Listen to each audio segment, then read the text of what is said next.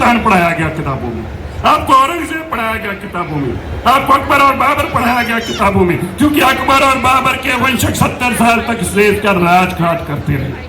वो लोग जो अपना जन्मदिन मनाने के लिए कभी श्रीनगर की वादियों में जाते थे, तो कभी अपने सालगिरह मनाने के लिए हमारे बेड़ों को इस्तेमाल करते थे। लेकिन मोदी जी आए तो क्या अंतर आया? जब मोदी जी अपना जन्मदिन मनाते हैं तो क्या कहते हैं कि सेवा पखवाड़ा, 1 हफ्ते तक सेवा पखवाड़ा। जो मेरा जन्मदिन मनाना चाहता है वो सफाई करे, वो गरीब के घर तक जाए, उसकी जरूरत पूरी करे, वो उसका हेल्थ चेकअप कराए, उसका मेडिकल चेकअप करा के दे, वो उसकी आंखों का ऑपरेशन की जरूरत है तो वो करा के दे, उसको चश्मे लगाने हैं तो वो लगा के दे, वो किसी गरीब की बेटी की शादी करानी है तो वो करा के दे। भाई, देश के प्रधानमंत्री जी ने कभी ये नहीं कहा कि मेरे जन्मदिन पर ढोल बजाओ।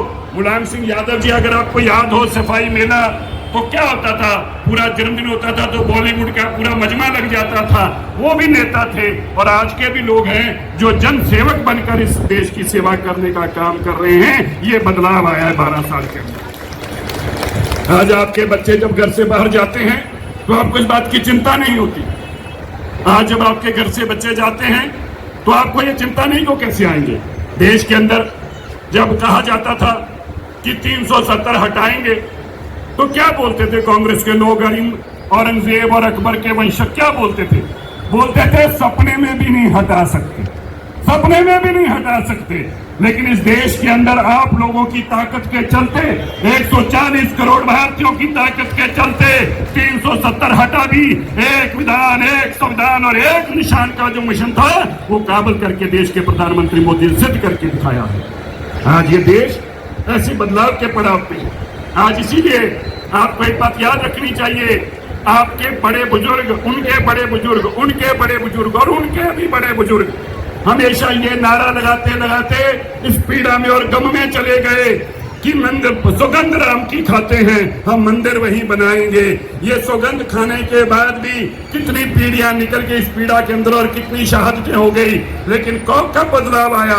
बदलाव तब आया जब भारत की संस्कृति को समझने वाला इस देश का प्रधानमंत्री मोदी जी बने, राम मंदिर भी बना। और सोचिए, बिना एक झगड़े के, बिना एक मारकाट के राम मंदिर की स्थापना भी और प्रभु राम जी की प्राण प्रतिष्ठा भी वहां पे हुई। ये बदलाव आया है सोच के अंदर। आज हमसे लोग पूछते हैं, कहते हैं ये पार्टी सेकुलर नहीं है, ये कम्युनल है। अच्छा, हम कम्युनल हो गए, हम सबका साथ, सबका विश्वास और सबका विकास करने वाले तो कम्युनल हो गए। अगर हमारा सिलेंडर मोदी जी का जाता है, वो हिंदू मुसलमान ईसाई का फर्क नहीं देखता। अगर शौचालय बनाए तो हिंदू मुसलमान ईसाई में फर्क नहीं देखा। अगर घर बना के दिए, हिंदू मुसलमान ईसाई में फर्क नहीं देखा। कम्युनल कौन है? कम्युनल वो लोग हैं जो लाइनें लगाकर एक पार्टी को वोट देते हैं और कहते हैं भाजपा को वोट नहीं डालेंगे। कम्युनल वो लोग हैं। कम्युनल वो लोग हैं जो हमारे धर्म के ऊपर प्रहार करते हैं। कम्युनल वो लोग हैं जब एक मोहल्ले में 10 लोग आ जाते हैं तो सारा मोहल्ला खाली करा देते हैं। कम्युनल वो लोग हैं। कम्युनल वो लोग हैं जो लाइन में खड़े होकर कहते हैं कि मोदी को नहीं जीतने देंगे, किसी को जिता दो। कम्युनल वो लोग हैं। हमारी बदकिस्मती क्या है? हमारे इस देश की बदकिस्मती ये है कि हमारे ही कुछ लोग इस कम्युनलिज्म की बजाय एक सेकुलर का चोला पहनकर अपने आप को बड़ा सेकुलर बताने के चक्कर में अपने परिवारों का नुकसान कर दिया। कितने हजारों जी मरवा दिए। ये सेकुलरिज्म का जो चोला है ये केवल और केवल मीडिया को दिखाने के लिए है। ये लोगों की आंखों में धूल झोंकने के लिए है। ना तो कभी कांग्रेस थी सेकुलर, ना कभी हो सकती है। कांग्रेस केवल और केवल इतनी कम्युनल है कि एक वर्ग की वोट लेने के लिए 370 लगा सकती है। एक वर्ग की वोट लेने के लिए वो राम मंदिर की जगह मस्जिद बनवा सकती है। एक वोट लेने के लिए दिल्ली की अरबों रुपए की प्रॉपर्टियां वो जाकर इनके मुस्लिम बोर्ड को दे सकती है, वकाफ बोर्ड को। केवल और केवल अगर इस देश में कोई कम्युनल पार्टी है वो कांग्रेस पार्टी है जिसने देश का नुकसान करने का काम किया। और खाली कांग्रेस ही नहीं, कांग्रेस की जड़ों से जो भी निकलता है, क्योंकि जो तुमने बोया है वही पा सकते हो। जो नस्ल में से निकलेगा वही निकलेगा। आप सोचिए कांग्रेस में कौन कौन से निकला। कांग्रेस में से जो पार्टियां निकली वो पार्टियां भी इस देश की सबसे बड़ी कम्युनल बनी। कौन निकला? कांग्रेस में से टीएमसी निकली। टीएमसी ने क्या किया? इस बंगाल, खूबसूरत बंगाल, उस बंगाल की धरती जिसने इस देश को ज्ञान देने का काम किया, उसी के अंदर लाके बांग्लादेशियों की वोट के चलते उस बंगाल को खराब करने का काम किया। आप देखिए, यह तेलंगाना में कांग्रेस से निकल के आया परिवार, उसने सारा असाईकरण करा दिया। तब आंध्र प्रदेश से निकल के आया परिवार कांग्रेस से, वो 5 साल तक मुख्यमंत्री रहा, सारा धर्म उसने बदलने का काम करने का किया। ये जो आज पंजाब में बैठे हैं और दिल्ली को छोड़कर गए हैं, जिनको छोड़कर नहीं है, जिनको आपने भगाया है, जिनको आपने भगाया है, आज ये गए हैं, ये कांग्रेस की दूसरी ब्रीड, वे जहां कर पंजाब में भी जाकर धर्म बदलने का काम कर रहे हैं, ईसाईकरण करने का काम कर रहे हैं और ज्ञान हमें देते हैं। मैं आपको बताना चाहता हूं, अगर दिल्ली के 10 साल आपने खराब ना किए होते, आज दिल्ली ऐसी दिल्ली ना होती। ये दिल्ली के 10 साल जो आम आदमी पार्टी ने दिल्ली के अंदर तबाही बचाई, मैं अब आपको दिल्ली की 4 बातें बताकर अपना स्थान लूंगा। पहले आपको ये समझना चाहिए कि 10 सालों में केजरीवाल ने किया क्या। इसका एक छोटी सी मिसाल से आपको भी जानकारी दूं। जब आखिरी बजट था उनका 2024-25 का, 23-24 का लास्ट बजट जो उन्होंने पेश किया, उस बजट के अंदर आम आदमी पार्टी का 70,000 करोड़ का बजट था। कितना? जोर जोर से बोलो, कितना? 70,000 करोड़ के बजट में से 5,000 करोड़ कैपिटल में रखा था। कितना? 5,000 करोड़ कैपिटल। कैपिटल क्या है? जिसके तहत आपके सारे इंफ्रास्ट्रक्चर के प्रोजेक्ट बनने हैं, जिसके तहत स्कूल कॉलेज जो भी बनना है, वो कैपिटल से ही पैसा निकलेगा। उसमें से 5,000 करोड़ में से आधा पैसा भी खर्च नहीं हुआ। 2,200-2,500 करोड़ खर्च हुआ, बाकी पैसा भी खर्च नहीं कर पाए। जब रेखा गुप्ता जी की सरकार आई तो रेखा गुप्ता जी का सोच और विजन क्या था? पहले साल का बजट था 1 लाख करोड़। कितना? उसमें 30,000 करोड़ कैपिटल के लिए 30,000 करोड़ कैपिटल हेड में रखा गया। कितना?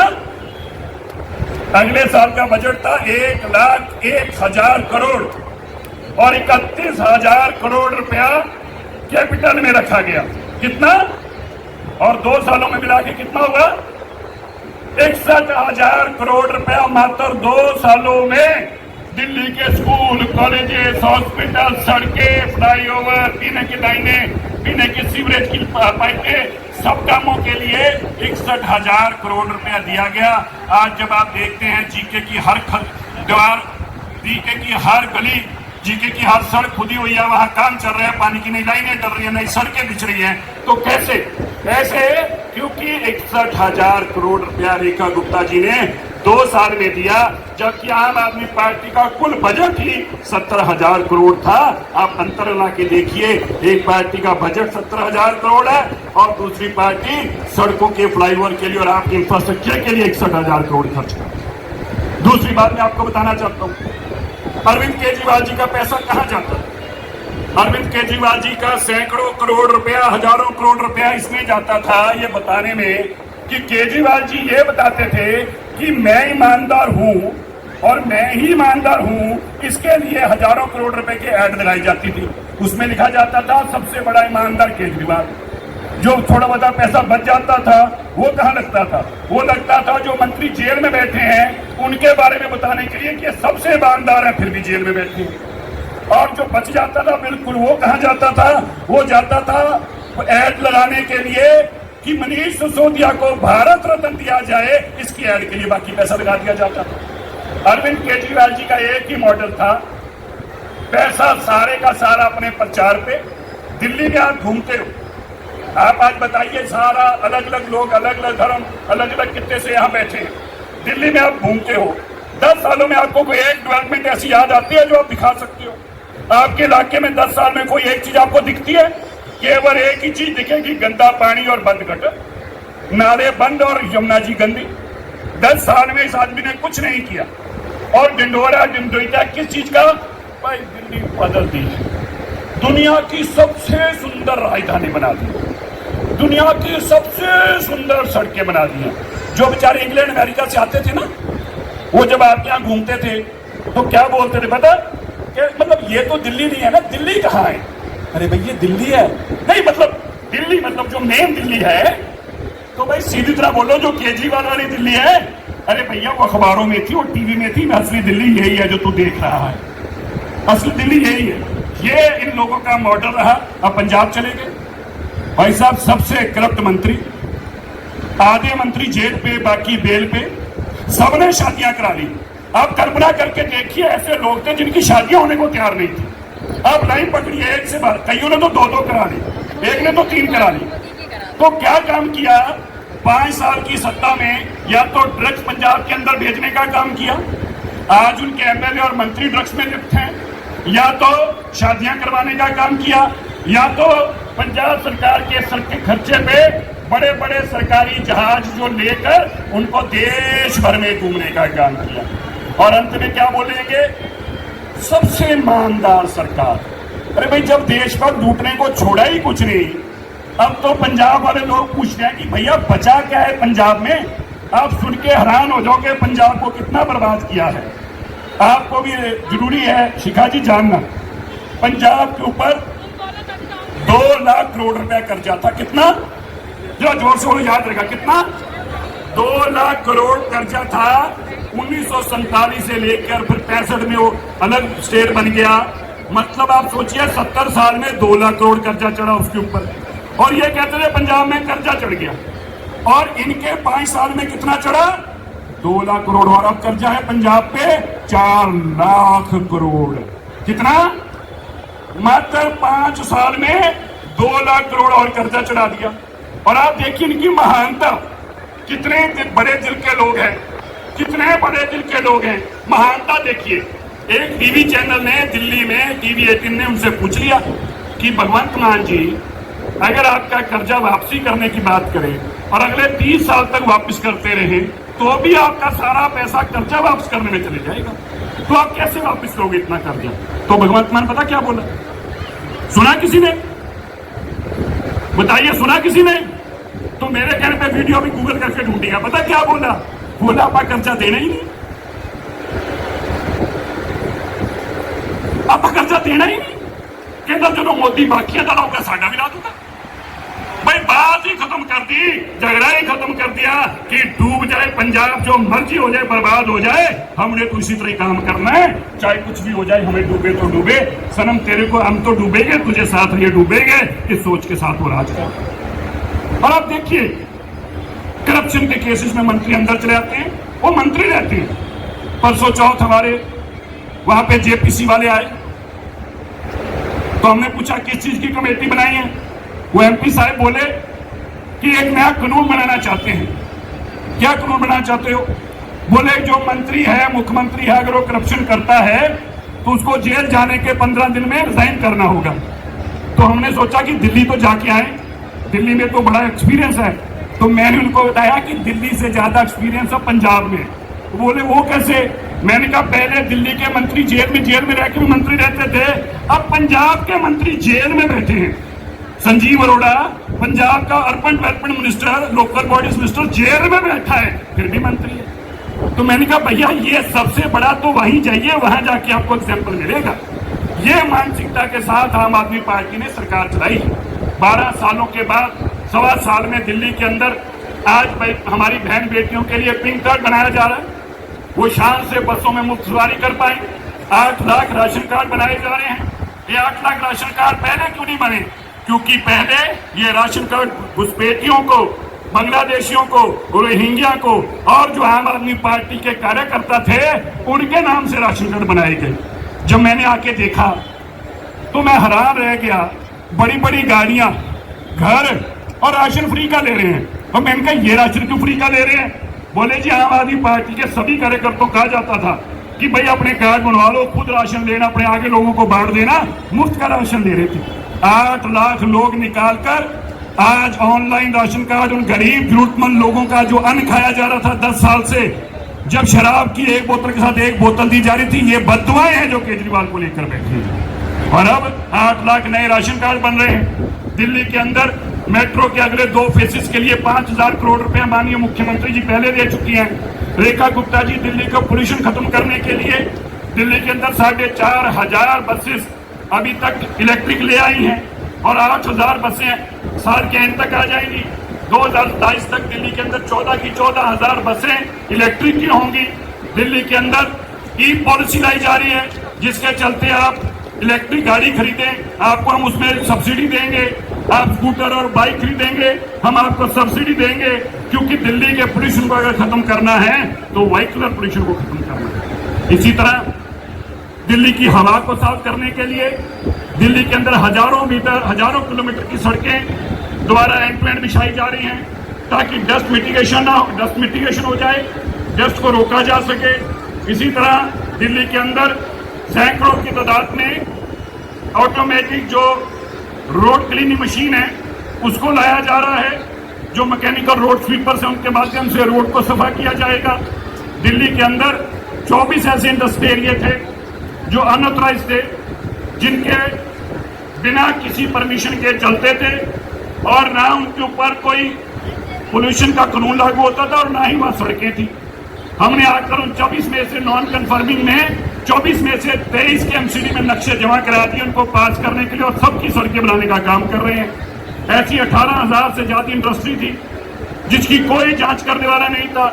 हमने अब तक 10,000 से ज्यादा ऐसी इंडस्ट्री को जांच किया, उसमें से 1800 से ज्यादा ऐसी इंडस्ट्री पाई गई जो पोल्यूटिंग थी, उनके ऊपर कार्रवाई करके उनका पोल्यूशन ठीक किया गया।